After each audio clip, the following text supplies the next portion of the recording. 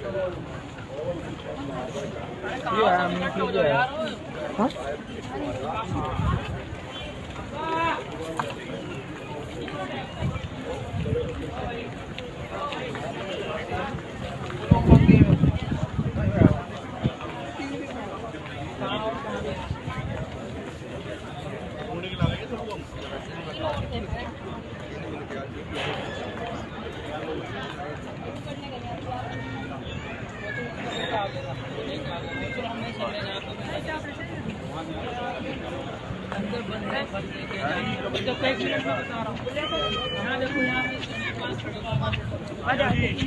جاؤ سارے پاس آ جاؤ ادھر منہ کرو نا.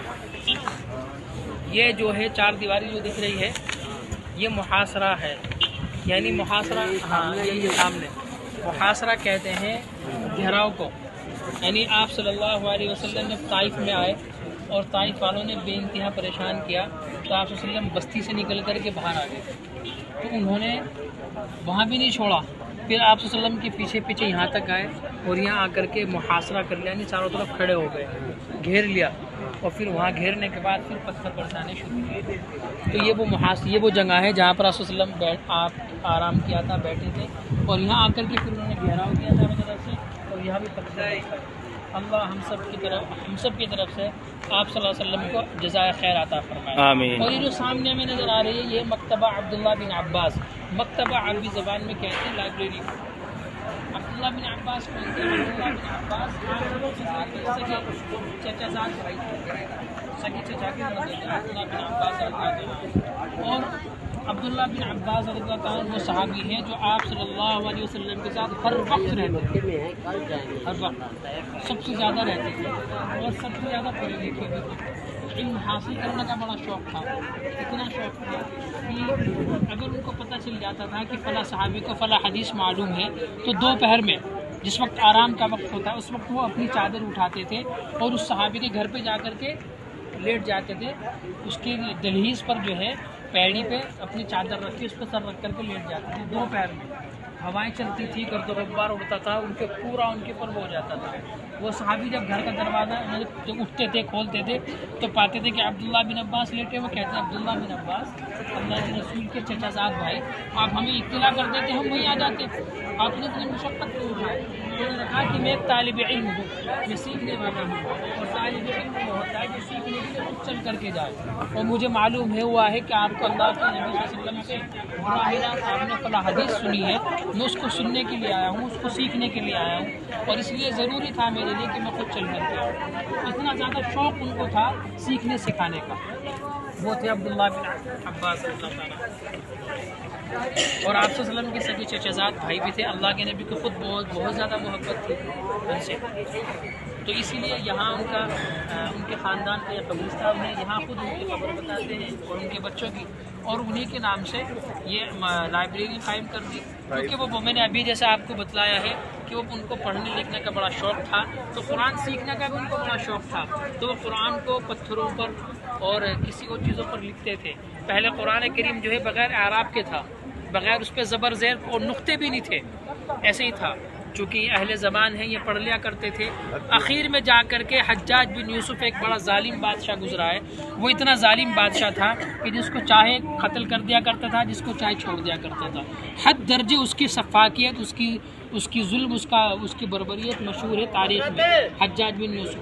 لیکن اس نے ایک کام اتنا اچھا کیا ہے کہ قرآن کریم پر اس نے زبر زیر پیش نقطے اسی نے لگوائے. علماء کہتے ہیں کہ اس کی اسی کام کی برکت سے امید ہے کہ اللہ اس کی مغفرت کر دے، ورنہ اس کے علاوہ اس کا کوئی ایسا کام نہیں ہے جس سے اس سے مغفرت کی. بڑا ظالم بادشاہ گزرا ہے. یہاں تک کتنا ظالم تھا کہ اگر اس کے رہتے ہوئے اگر اس کے شہر میں کسی کی شادی ہوتی تھی تو وہ ضروری تھا کہ وہ دلہن پہلے اس کو نہ آئے، بعد میں اس کے گھر جائے گی. اتنا ظالم بادشاہ تھا. حجاج بن یوسف اس کا نام تھا. کئی سو سال کے بعد وہ گزرا ہے. تو اس نے پھر یہ کام کیا کہ اس نے بیت اللہ کی تعمیر بھی کرائی ایک مرتبہ. حجاج بن یوسف نے اپنی بادشاہت کے زمانے میں بیت اللہ کی تعمیر بھی کرائی. اور سب سے بڑا کارنامہ اس نے تاریخ اسلام میں یہ کیا ہے کہ قرآن کریم کے اوپر، قرآن کریم کے الفاظوں پر زبر زیر پیش نقطے اسی نے لگوائے. اس سے پہلے بغیر زبر زیر پیش کا قرآن تھا، یعنی الحمدللہ رب العالمین ہے. تو تو اس کے اوپر نہ زبر تھا نہ زیر، بس ایسے ہی اس کو پڑھا کرتے تھے. تو وہی عبداللہ بن عباس نے اسی قرآن سے پڑھا، اور وہی قرآن انہوں نے لکھ رکھا جو یہاں لکھا ہوا لائبریری میں. اس کی کچھ تصویریں یہاں بھی ہیں، ابھی بند ہے لائبریری. تو عبداللہ بن عباس بہت اونچے صحابی تھے، جیسے کہ میں نے ابھی بتلایا. آپ صلی اللہ علیہ وسلم کے سگے چچا زاد بھائی بھی تھے، اور ان کو مفسر قرآن کا لقب بھی ملا ہے. ان قرآن کو سب سے زیادہ جان کر اس کو سمجھنے والے عبداللہ بن عباس تھے صحابہ کے اندر، اور آپ صلی اللہ علیہ وسلم کے سگے چچا زاد بھائی بھی تھے. اللہ ہم سب کی طرف سے عبداللہ بن عباس کو جزائے خیر عطا فرمائے، آمین. اور آپ صلی اللہ علیہ وسلم کو بھی اجر عظیم عطا فرمائے. آمین. کیونکہ میں نے ابھی بتلایا آپ کو کہ وہ جو یہ محاصرہ ہے، یہ جو 4 دیواری ہے، وہ جگہ ہے کہ جب آپ صلی اللہ علیہ وسلم جو ہے طائف میں دعوت دینے کے لیے آئے تو طائف والوں نے بڑا ظلم کیا. اور جب انہوں نے ظلم کیا، وہ 3 شخص تھے بڑے بڑے جو برادری کے تھے، ان تینوں نے بڑا ظلم کیا. تو وہ آبادی سے نکل کر آپ صلی اللہ علیہ وسلم یہاں آ کر کے بیٹھ گئے. اب تو چونکہ یہاں تعمیر ہے آبادی، اس وقت یہاں بیابان تھا، تو یہاں آ کر کے بیٹھ گئے تھے. تو ان ملعونوں نے جو ہے، اب تو کہنا نہ چاہیے کیونکہ ان کی اولاد میں صحابی ہو گئے، تو انہوں نے جو ہے اپنے اوباش لڑکوں کو، نوجوان بچوں کو پیچھے لگا دیا کہ جاؤ، اور جہاں تک بھی جاوے ان کو دوڑا کر کے مارو. تو وہ آئے بچے یہاں، اور یہاں آ کر کے ان کو محاصرہ کہتے ہیں عربی زبان میں، گھیراؤ. ایسا ہے نا کوئی آدمی بیچ میں بیٹھا ہو، اس طرح گھیرا ڈال دیا، اور پھر نعوذ باللہ تو صلی اللہ علیہ وسلم پر پتھر برسا. اللہ نے آپ صلی اللہ علیہ وسلم کی دعا کی برکت سے ہدایت عطا کی، اور یہاں لا کے اللہ کے رسول پر بڑا ظلم ہوا. وہ آگے ہے، وہ بھی آگے دکھائیں گے انشاءاللہ.